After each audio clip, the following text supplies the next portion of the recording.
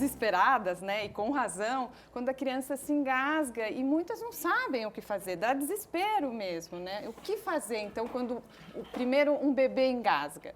Porque o atendimento tem que ser imediato, né? Tem que ser imediato. Aí os pais precisam estar preparados. Deveriam saber, né? Então, assim, uma coisa que a gente tem que lembrar é que objetos sólidos são os que mais obstruem a via aérea. E a gente tem que lembrar que a criança, ela tem a boca pequenininha, o próprio formato do rosto da criança dá um espaço muito pequeno entre os dentes e a entrada da via aérea. Então, esse espaço é muito pequeno e o formato que ele tem facilita que os objetos entrem muito facilmente na via aérea da criança.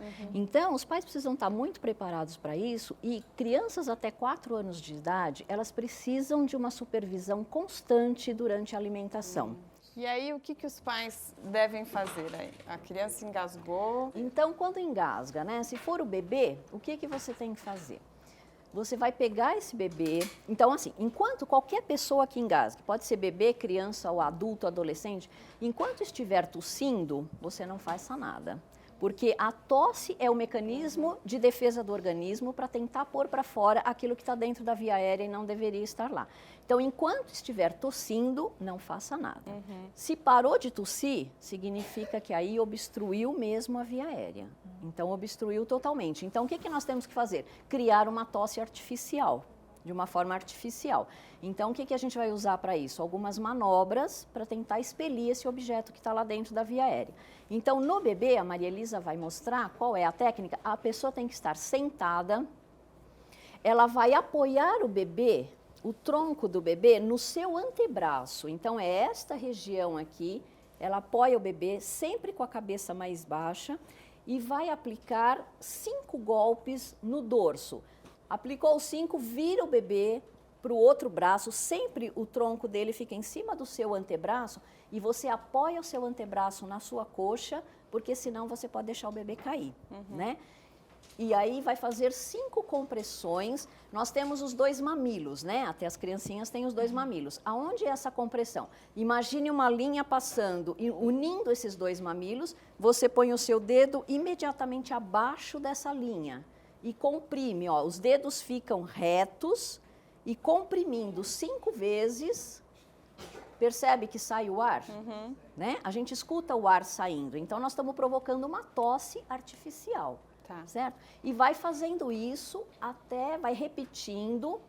Se desobstruir a via aérea do bebê, provavelmente ele vai começar a chorar, certo? Aí a gente vai ouvir ele chorando, ele vai se movimentar de alguma forma. Mas pode ser que o objeto saia. Agora, se ou o objeto passe. sair, eu só vou tirar se ele estiver bem fácil de eu alcançar. Se eu vejo que ele saiu, mas ele ainda está lá atrás, eu faço novamente para ele sair um pouco mais. Porque se ele estiver lá no fundo e eu for enfiar o meu dedo lá no fundo, na boca de um bebê, eu vou empurrar ele para dentro de novo. Mas pode ser que o objeto passe ou não, ele vai ter que sair de qualquer jeito. Ele sai. Se você vai fazendo as manobras. Enquanto está fazendo as manobras, o ideal é já pedir para alguém já acionar o serviço de emergência. Que é o 192. 192, que é o SAMU, e a gente tem o 193 dos bombeiros também. Tá? Porque se por acaso você fizer as manobras e o objeto não sair, vai ter que chegar ao serviço de emergência para fazer alguma coisa. Tá, isso né? aí você vai fazendo para não perder tempo. Para não perder tempo. E aí numa criança mais velha? Aí numa criança mais velha, uma criança maior, isso que a gente chama de bebê é a criança menor de 1 ano de idade. Então essa manobra é para o menor de 1 ano. Acima de 1 ano, a gente vai fazer uma manobra que se chama manobra de Heimlich, certo? Em que a gente vai fechar a nossa mão, o polegar fica escondido aqui entre os outros dedos e nós vamos apoiar a mão na região. Na criança você vai ver entre o umbigo e o final desse osso aqui do meio, vai ficar bem na região do estômago, né? Não pode encostar nas costelas, tem que ficar um pouco abaixo das costelas. Então posicionou a mão, como a Idenir está fazendo, a outra mão vem em cima dessa. E aí você vai fazer movimentos lembrando da letra J. Então, afunda e levanta a mão. Afunda e levanta a mão, como ela está demonstrando. Então, faz de conta que você está desenhando a letra J. Isso faz rapidamente. Com isso, eu também estou causando uma tosse artificial e a tendência é o objeto ser expelido.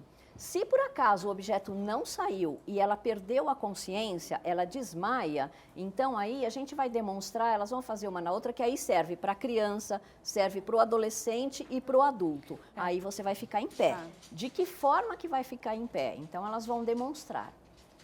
Então vai servir para a criança maior, para o adolescente e para o adulto.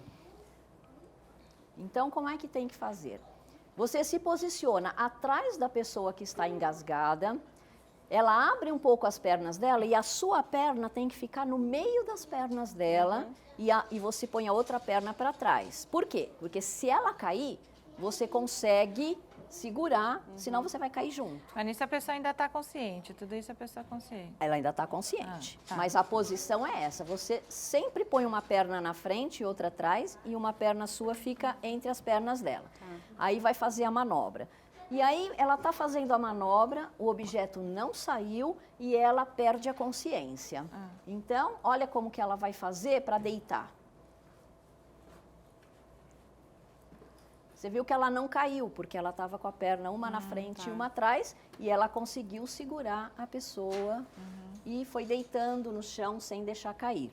E a partir do momento que perdeu a consciência, o que a gente vai fazer? Aí é compressão torácica. Tá.